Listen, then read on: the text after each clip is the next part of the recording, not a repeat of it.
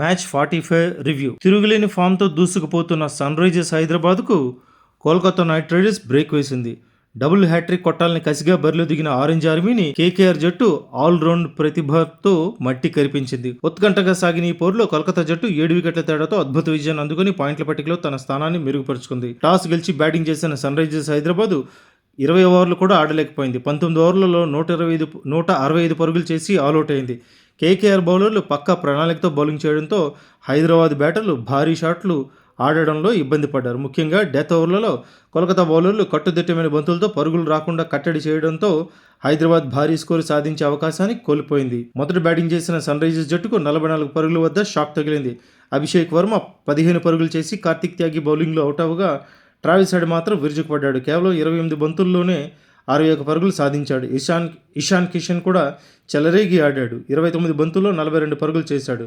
మెరుపు వేగంతో దూకుడుగా ఆడిన ఎస్ఆర్హెచ్ బ్యాటర్లకు కేకేఆర్ స్పిన్నర్లు బ్రేక్ వేశారు. స్పిన్నర్ల ధాటికి 165 పరుగులకు ఎస్ఆర్హెచ్ జట్టు ఆల్అౌట్ అయింది. 100 పరుగులకు 1 వికెట్ మాత్రమే కోల్పోయి ఆడుతున్న సన్ రైజర్స్ జట్టు 125 పరుగులకు ఆల్అౌట్ అయిందంటే కోల్కతా బౌలర్లు ఏ విధంగా బౌలింగ్ చేశారన్న విషయం అర్థం చేసుకోవచ్చు. కోల్కతా బౌలర్లలో వరుణ్ చక్రవర్తి, సునీల్ నరైన్లు అద్భుతంగా బౌలింగ్ చేసి హైదరాబాద్ జట్టుకు చుక్కలు చూపించారు.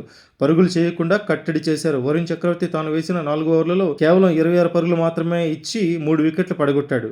సునీల్ నారాయణ్ 2 వికెట్లు దక్కించుకున్నాడు. అనంతరం లక్ష్య ఛేదంలో బరిలో దిగిన కోల్కతా నైట్ రైడర్స్ బ్యాటర్లు బాధ్యతాయుతంగా ఆడారు.